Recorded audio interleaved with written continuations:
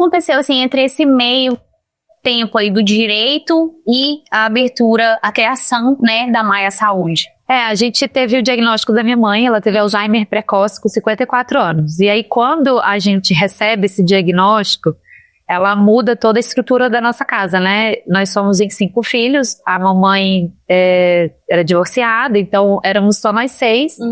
E a gente se viu muito rapidamente mudando o lugar ali, né? A gente tendo que cuidar dela, quando na verdade ela veio sempre cuidando da gente. Quando a gente se viu nessa situação de ter que cuidar dela e que a gente percebeu que alguma coisa não estava certa ali, o comportamento dela já estava estranho, minha mãe começou a demonstrar que alguma coisa estava errada quando ela começou a perder a habilidade da fala, ela teve afasia, né, que a gente chama. Então ela começou a esquecer as palavras, começou a não conseguir formar uma frase direito, e aí quando a gente começou a perceber isso, a gente inverteu o papel. E aí nesse momento de inversão de papel, a doença dela durou 5 anos, o diagnóstico, né, desse momento que a gente percebeu até o falecimento dela, a gente viveu uma jornada muito intensa, assim. Intensa de primeiro descobrir o que era, de ir atrás de um diagnóstico, de saber realmente quais eram as etapas da doença, o que ia acontecer com ela, né? A gente sempre se viu nesse lugar de desinformação, assim, né? A gente pesquisou muitos médicos, a gente foi praticamente a todos os neurologistas aqui de Vitória, e a gente ficou ainda nessa falta de informação, assim. E fica a incerteza, né, da família, do que vai ser passado ali, né, nos processos, né, ainda mais uma doença que é tão, no caso da sua mãe, tão precoce. É precoce, e quando o Alzheimer ele é precoce, normalmente ele é mais rápido, né, a evolução da doença é mais rápida. E aí a gente viu ela começando a demonstrar alguns sinais de que alguma coisa não estava bem, e daqui a um ano ela já perder totalmente a fala. E aí a gente viveu situações muito intensas aí, né? A gente, primeiro do diagnóstico, de perseguir o diagnóstico, descobrimos qual era o diagnóstico de Alzheimer precoce.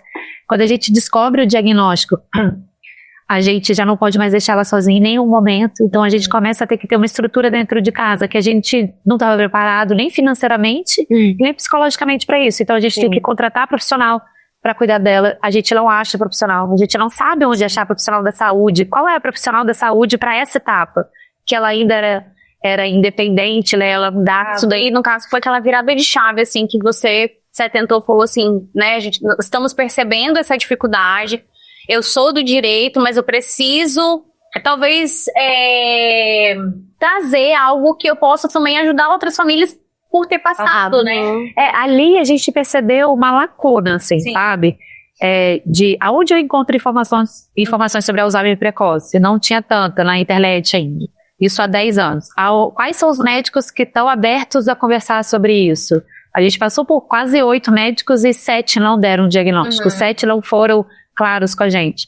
Então, a gente começou a perceber que ali tinha uma coisa que precisava ser revista, assim, né? E aí, eu lembro que a gente fazia reuniões, nós 5 em casa, nos irmãos, assim, e a gente debatia, assim, sabe? Será que faz sentido a gente ir para esse lugar? Será que não faz sentido?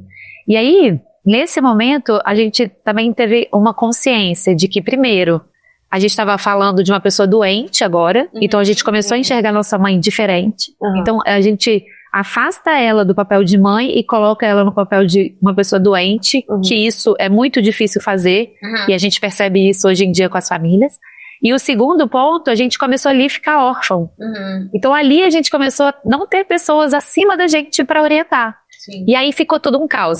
E aí fica a gente muito novo tomando decisões importantes sobre a vida de alguém muito importante e sem informações para isso. E aí foi nessa trajetória até o fim de vida dela que a gente foi percebendo que ali tinha um espaço e que a gente precisava olhar para esse espaço de uma forma diferente. Não só para o doente, porque a gente sabe que tem muita gente que faz isso, né? A gente hoje em dia tem plano de saúde só para idoso. Enfim, já tem um mercado consolidado para o olhar para o paciente, mas a família fica completamente desestruturada. A família também, né? E aí foi a virada, assim, de chave, né? Não é como de um dia para o outro a gente descobre isso, mas a gente foi nessa trajetória mapeando, né? E aí, do mapeamento do que era mais difícil a gente fazer, foram 3 coisas que a gente percebeu. Primeiro, informação, que a gente não tinha um canal de informação. informação concreta, não é só sobre a doença, é sobre o que vai acontecer a partir dali. O segundo era produtos e medicamentos, então medicamento acabava, não tinha muita constância, né? Então um acabava hoje, outro acabava amanhã, outro acabava depois de amanhã, tinha que fazer o estoque que acabava, a cuidadora não falava e saía correndo para comprar fralda no meio da noite. E a gente fez uma coisa assim, a gente mudou todo mundo para o mesmo prédio, moravam 5 na mesma coluna, junto com a minha mãe, assim, então cada um num apartamento diferente, pra gente cuidar dessa logística. E ainda assim era um caos. Então foi informação, produto e o outro profissional. Porque no meio dessa trajetória, a gente contratando o profissional a partir de indicação de pessoas que a gente conhece, a gente colocou profissionais que não eram qualificadas, mas que já tinham cuidado de idoso, mas que não tinham curso de cuidador, não eram técnicas de enfermagem. E aí o ponto de virada, assim, que a gente percebeu que isso é muito prejudicial foi quando a minha mãe, almoçando dentro de casa, porque a profissional que estava com ela estava no telefone celular, conversando e tudo mais, ela não percebeu que a comida estava muito quente, e a minha mãe já com Alzheimer, ela sem muita autonomia mais da deglutição, ao invés dela cuspir a comida, ela broncoaspirou. E aí foi uma internação de 4 meses que minha mãe saiu de casa andando, falando, comendo, para voltar para casa numa estrutura quase de UTI, totalmente acamada, precisando de cama hospitalar, sem andar, sem falar, sem comer.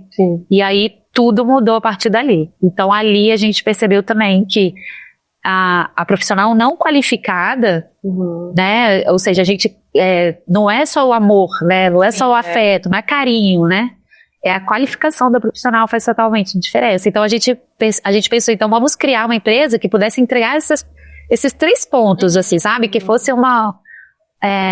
algo que realmente facilitasse totalmente a vida da família e tirasse essa sobrecarga da família.